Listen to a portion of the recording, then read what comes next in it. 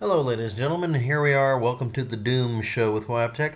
We're going to be observing the kill shot asteroid that is suspicious, and therefore people are, making the rounds on the news by noticing that it won't come anywhere near the Earth. Therefore, that's suspicious because that means it's avoiding being observed. No matter how innocent or whatever something appears, you can make it look not innocent if you just squint and point and yeah. No commentary on the individual who did it. I'm going to have a content in the video description to explain all this to all of you. But no, it's not going to hit the Earth, and it's on the opposite side of the sun from the Earth at a particular time when it comes close to apparently some planets. But we can observe it all the way back. Retroactively, we can find images that, like, from 2023. So here we are at the orbit of Neptune, and that's 2023. And we're 2025 here, so it's probably going to take a while for it to get out here by Neptune again. So we're just going to run the animation while I blather on and on. How about that? Let's see. Here we go. So it's coming in, and it's got a designation C2025N1, otherwise known as an ATLAS detected item. It's a comet, and we're in 2024 July, and keep going forward, and then it goes past Saturn's orbit without hitting any damn thing at approximately 2025 January, February. Then when we get here, we're getting to the point, well, I have to pause it. There we go. We're now July. This is when we actually noticed it, a little after. We noticed it right after it passed Jupiter, so we got to want to zoom in here a little bit and notice its pathway. Now, if you haven't noticed it, unless I tilt this thing isn't doing shit compared to our solar system. It's ignoring it. Now, why would it do that? Because this thing's going fast, right? Let's see. Goes through, and bam! That's going to be your kill shot at Mars, right? And that's supposed to be October 3rd. We're dead. So anyway, let's zoom in. Yeah, it went over it by a lot. And it will keep doing so. And it only goes through near the orbit of Mars November 23rd. So let's zoom back out and look at the big picture. Again, at this point, if something is leaving the solar system, we have a presumption of not being dangerous for a long time. Even if it hit a moon of Jupiter or something at this point, or hit Mars's moons or something, this is throwing material and projectiles out of the solar system. This thing is going to go through the solar system and leave. Let's go. And then when it gets close to Jupiter, that's going to be one of the closest approaches. Right?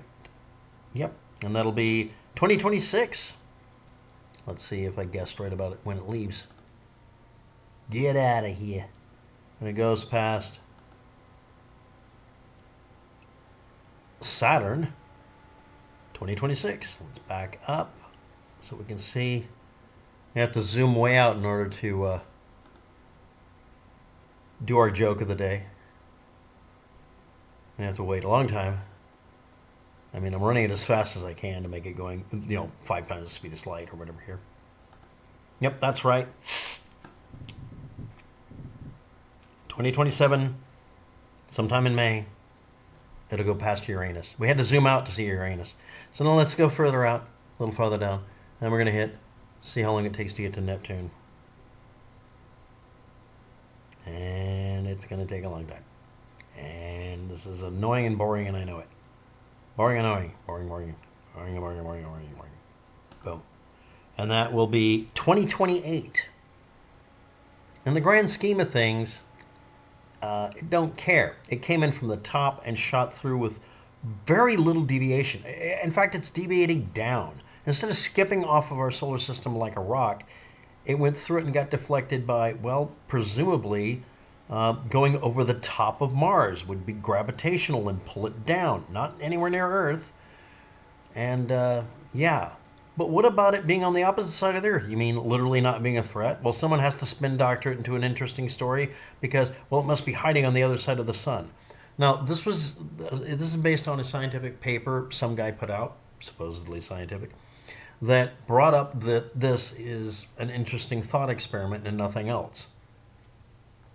The individual who did that isn't being cancel cultured. The individual who did that is being read a ration of crap because they said something stupid in public. If you're a scientist and you say something stupid in public, you're going to be told you said something stupid in public. And that's literally what's going on with him. He's not, he didn't reveal the elites.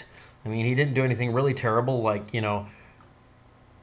release the Epstein list. He did none of that. None of that that's no problem. But anyway, that little bit of tiny deviation shows you how little Mars had to do with it. And yeah, it went past Mars here on this part of the orbit. And as it goes by, the Earth is going to be on the opposite side of the sun, and we're not going to be able to see it.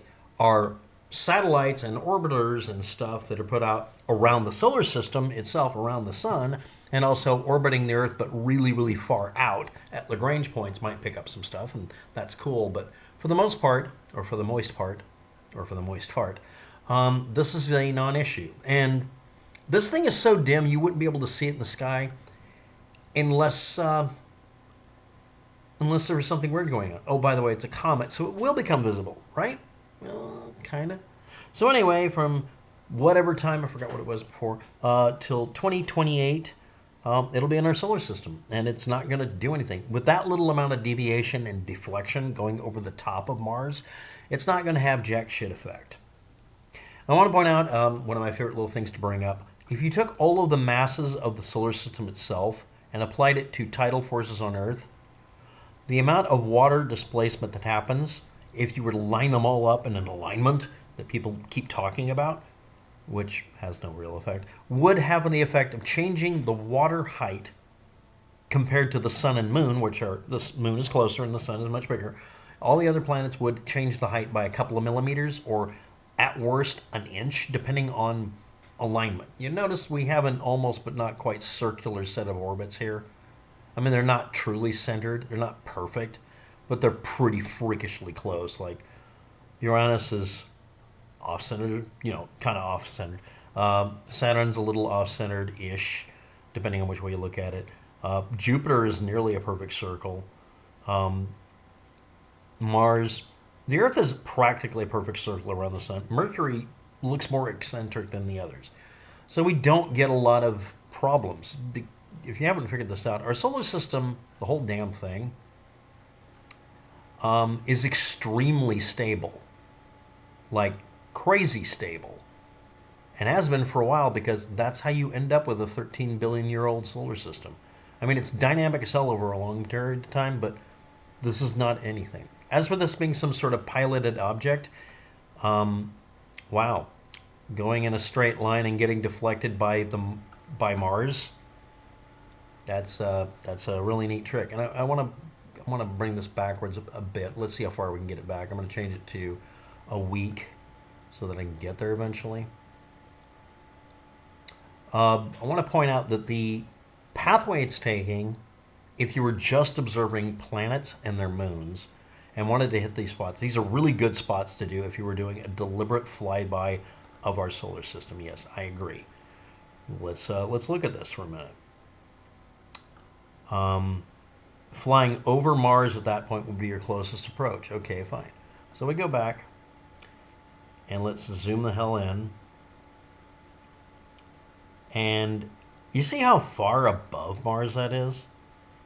Okay, well, what about over here on Jupiter? Well, if we look at Jupiter over here, we see that it's way underneath it.